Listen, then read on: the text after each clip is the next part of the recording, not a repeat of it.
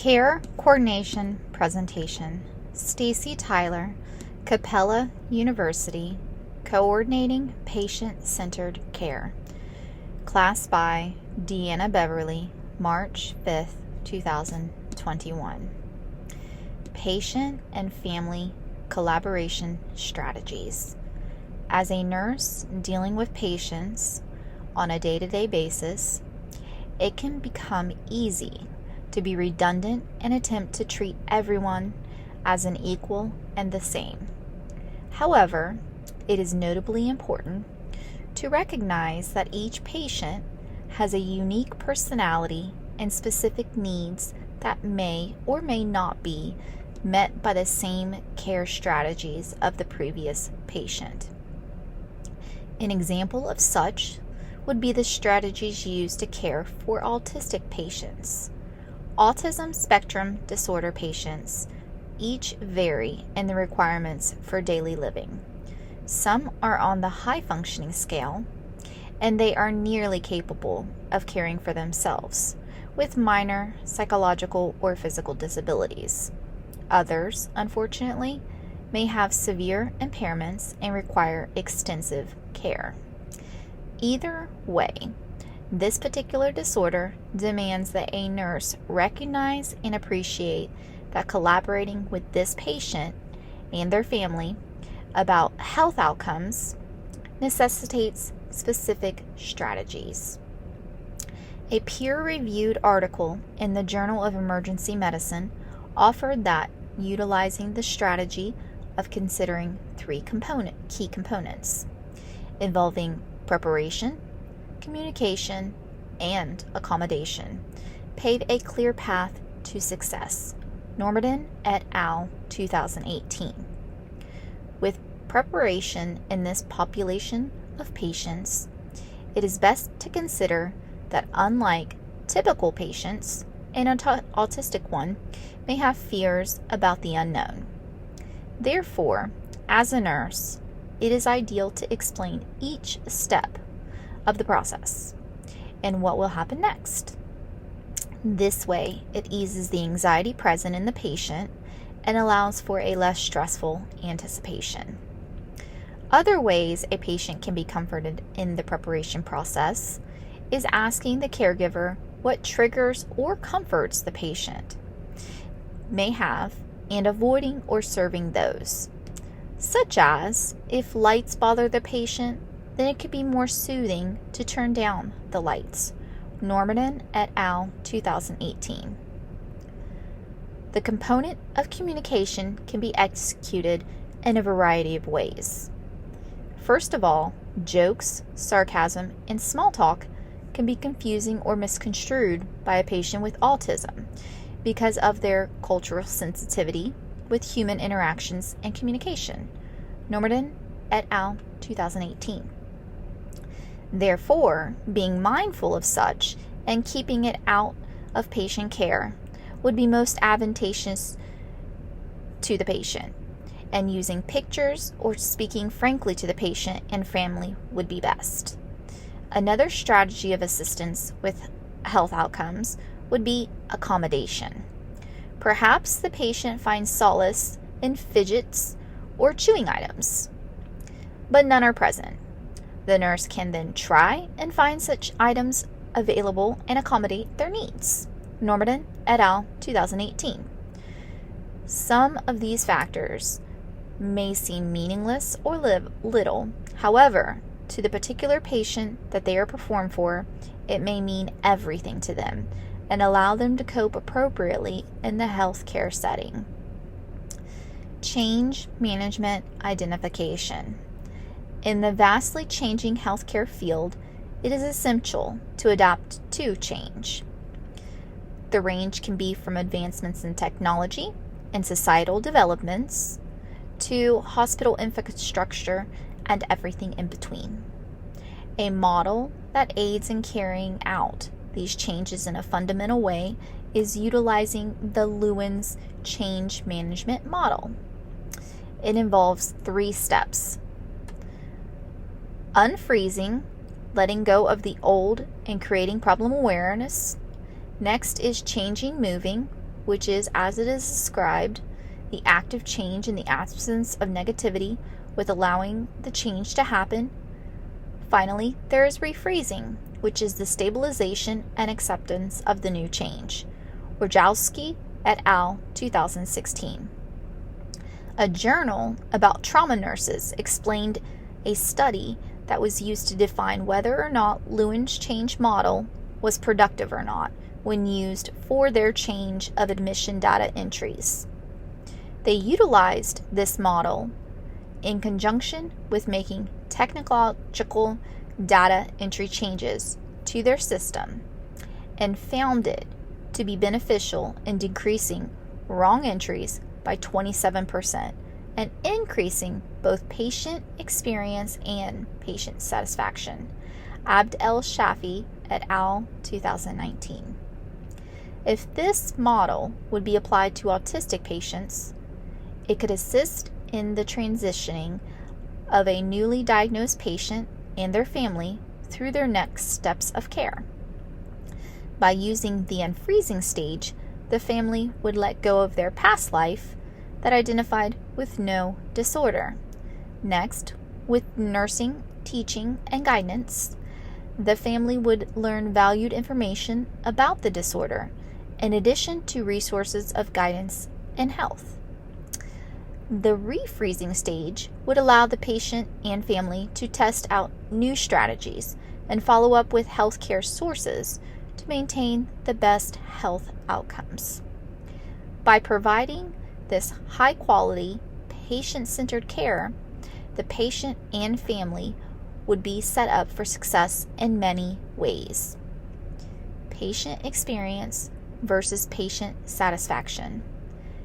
It is very important to provide the best care for patients and ensure that their experience is the best that it can be, alongside enabling patient satisfaction. Sometimes the terms satisfaction and experience can appear interchangeable. However, they are separate entities. Patient satisfaction can be defined as whether a patient's expectations about a health encounter were met, while patient experience is whether something that happened in the healthcare setting actually did happen and how often. What is patient experience? 2021. The article about Lewin's model explains that by using it, they were able to improve patient care experience because of the decrease in hospital stays. Before they used it, they had incorrectly placed 1/3 of their trauma patients on the wrong units. The inappropriateness of this lengthened their hospital visit for the patients, thus decreasing their satisfaction and putting the patients at risk of more injuries. What is patient experience? 2021. Coordinated care plans. Every patient that enters a healthcare system has a care plan that helps to guide their best health results. Occasionally, a nurse must base their care plan around their ethical decisions. One such instance is reflected in an article about care planning for end-of-life patients. These particular cases are more ideal in what we call a gray area, because there are no black and white or concrete answers to be had. The nurse must discuss ideal outcomes with both the patient and the family, and then factor these into the plan. If the nurse were to use a typical care plan for the patient and rendered it around their diagnosis, it would not meet the needs at hand. Ethically speaking, the nurse must understand what the caretaker believes is suffering to the patient and coordinate that with the knowledge the nurse has and provide relief in these instances. The article portrays a care plan that establishes logical implications, including responsibilities, goals, factors influencing decisions, and outcomes. Within the responsibility realm, there are advocating, protecting, and caring categories. The goals section contains maximizing comfort, peaceful and natural death, patient's recovery, and peace of mind. there are ill consequences in the phase of the care plan, ranging from not being able to care for the patient, fit for their needs, and causing discomfort, to their death, being unpeaceful. On the other side of the spectrum, good consequences can be that the patient eases into a pain-free and comfort-filled death.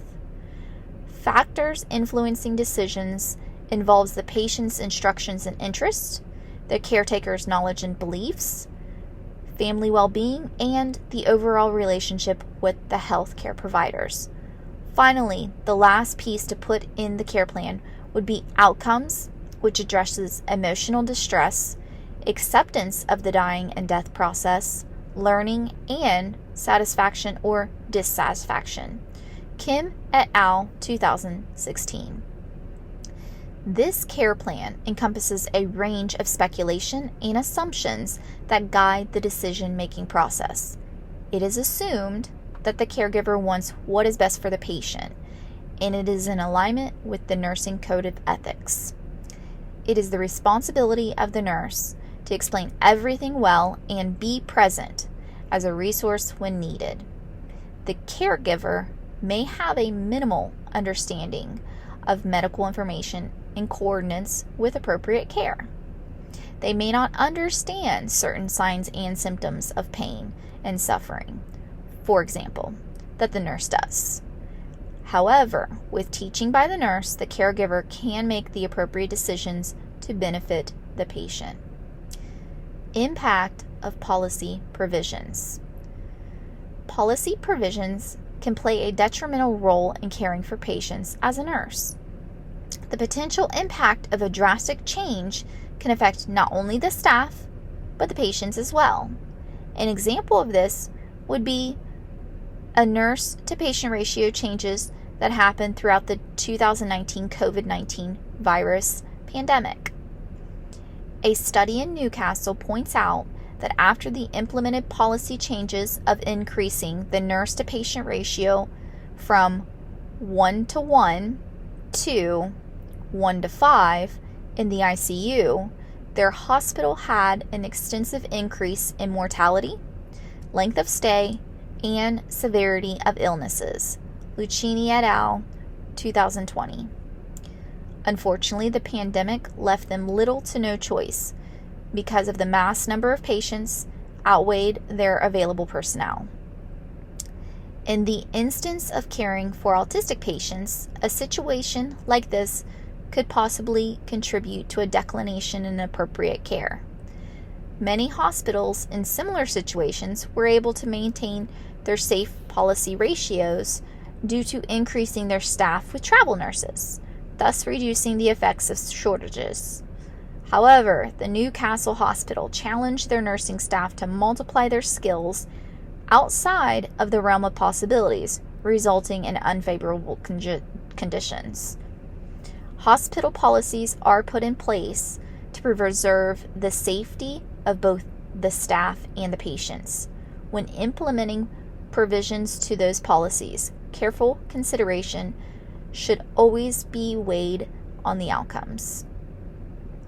Nurses' vital role. RNs successfully provide effective care coordination that occurs with different populations in a variety of settings across the care continuum. Swan et al. 2019, page 318. From the examples provided to many more, it is clear that nurses do make a difference. In the midst of a pandemic to everyday care, patients rely on nurses to dutifully perform their jobs and keep their patients' best interest in place. Patients with special needs, such as autistic patients, necessitate multiple sources of aid in their caring, including community, social, health, and sometimes numerous others. Evidence demonstrates that registered nurses are able to provide quality and safe coordination for these needs, more so than other disciplines, for the fact that they have more interactive role with the patients and their families. Swan et al. 2019. Many other members can dispense the services as well, but the RN is most ideally positioned to do so. Conclusion. In conclusion, care coordination is very important within the nursing field. Without having the appropriate plans in place with the right resources can determine a positive or a negative outcome for a patient. Thank you.